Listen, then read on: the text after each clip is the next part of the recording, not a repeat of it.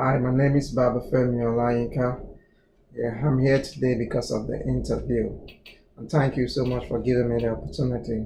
My first question is, what does the CRISP, that's the CRISP DM methodology for data mining, stand for, and what does it entails? And also, as a data analyst, what are the steps you have to take?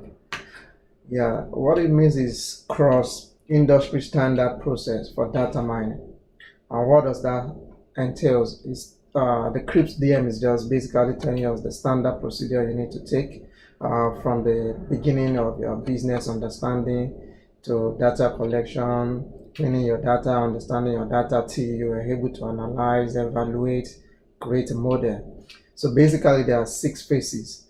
The first phase is business understanding. Definitely before you can use your data, you have to understand the business, like what kind of project am I running? Is it predictive? Is it descriptive? Okay, from there I can decide, okay, these are the kind of data we might need. So first, understand your business.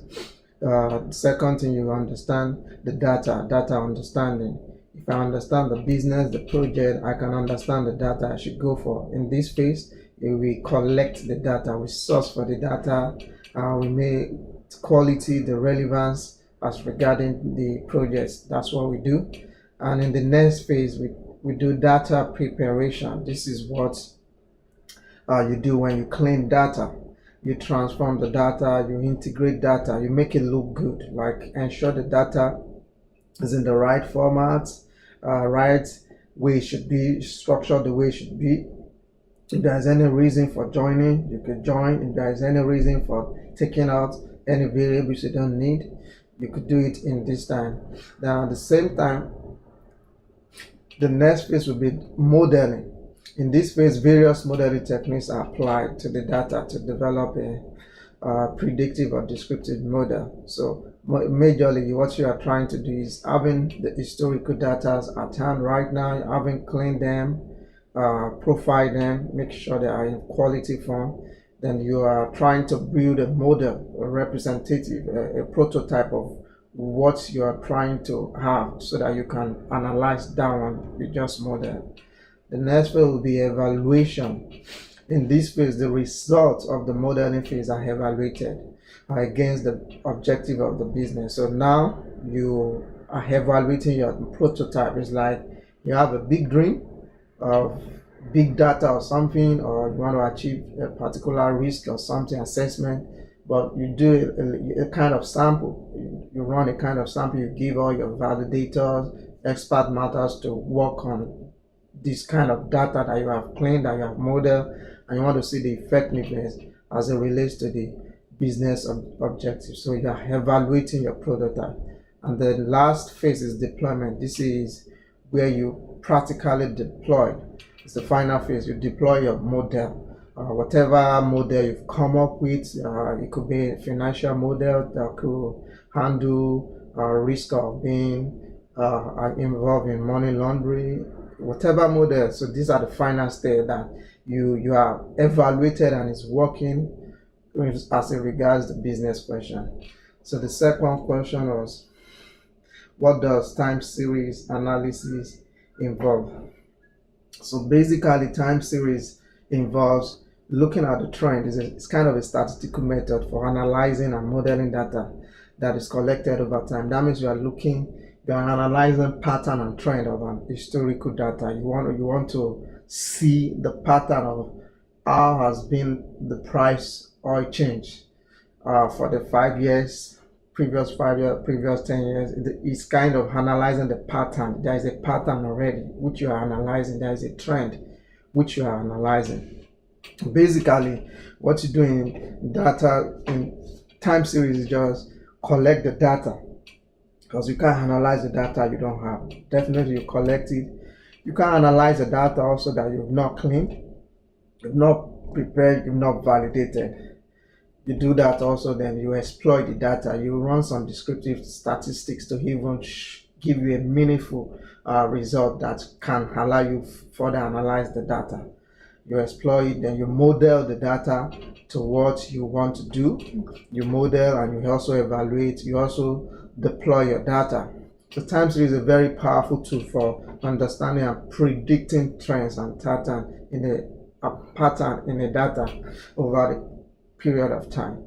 So the third question is principles of data ethics.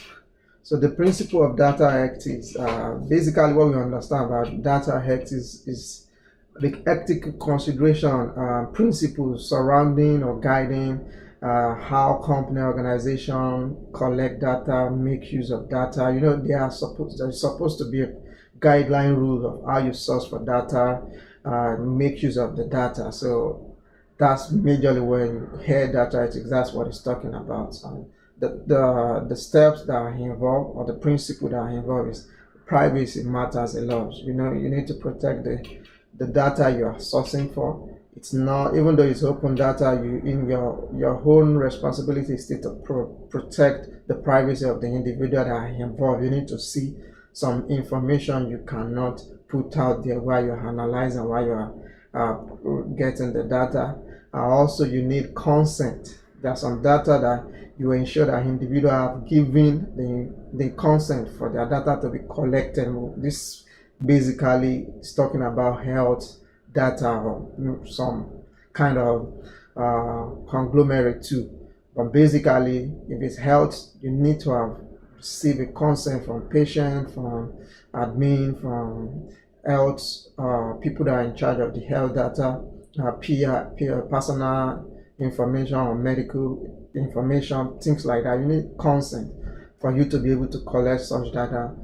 Also, you need transparency. So you as an analyst, if you really want to be a good analyst, you need transparency. You need to let the stockholder, people involved in the data you have sourced, knows how you collect their data. This data you are using for their business or you're about to use for their business, you need to let them know how you source for it.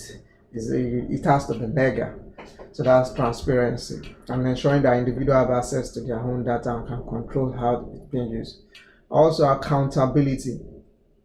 Yeah, definitely every aspect of life needs accountability, even in our own private life. So definitely you're using the data, you're accountable for the data, like how you use it. You're responsible for the use of the data. You're responsible for establishing clear governance and oversight mechanism to ensure compliance with that ethical part of the data. So we are responsible, the company, the employee using the data in different departments. Also security.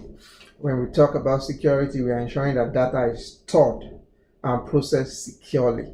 It shouldn't be opened so easily for people to come into your system and grab what they need, grab people information. So it should be ensure where it needs to be encrypted, it needs to be encrypted. Where it needs to be taken away before using it, it needs to be taken away. And the last one I would say is equality, more or less like social responsibility. You have to be mindful of the social impact of data use. We have to be mindful of the equality part of the data use too. Thank you very much. And the fourth question is measurement bias. You said, let me see the question. Imagine you are an analyst at a financial service company and you have some concern about bias in the way a predictive model was measured. How would you raise your concern with your manager? Make some suggestion for how to avoid measurement bias in the future. So measurement bias is basically come from lack of trained experts. Measurement bias is talking about you putting your model in the hands of validators, expert matters, and you are depending on their results. Whatever result they bring, you accumulate it, you average it, and you see if it's able to effectively solve the problem you're trying to solve, to model the kind of data you want to model. We can see all these kind of measurement bias in the financial world where we want to have a risk alert and you're trying to create a model. So before you can work that model, it must have passed through experts, the individual experts, validators. So the biasness come from when the validator is not well trained. They are not trained in things especially you want them to derive. You understand? They just have the basic knowledge. So the bars can come from there. And how you report that, I'll probably do this formally, after we are doing the evaluation, and let's say after a couple of months discover that there's a bias from one of the validators. Like, it looks like a normal thing that could happen in an average organization. So you just take it up formally, address it with your manager, sit them out and see where you get the bias from, like the validators, why you think the validator is biased in this setting. And the last question, probably before I conclude that part two, to reduce this kind of measurement bias, you have to have multiple way of measuring your modeling prototype or technique. You have to have multiple continuous review. Also have to be done quarterly, monthly, to make sure that this prototype, this modeling is right and is giving you the right result. Sometimes you might not see the first time. That's why you need the continuous review of the model. And you said, explain the difference between regression and classification models in predictive analysis. When would you use one of these models over the other? So regression is basically models that are used to predict a continuous numerical outcome variable. You can underline the word, is it going to be numerical quantity? That's regression. And it's based on more two predictor variable. You can see this in financial world when you have two variables like the price, and you want to use that price to determine the price of an asset. You understand? So it's talks me where you can use it basically in a quantifiable word, in a numerical word. You understand?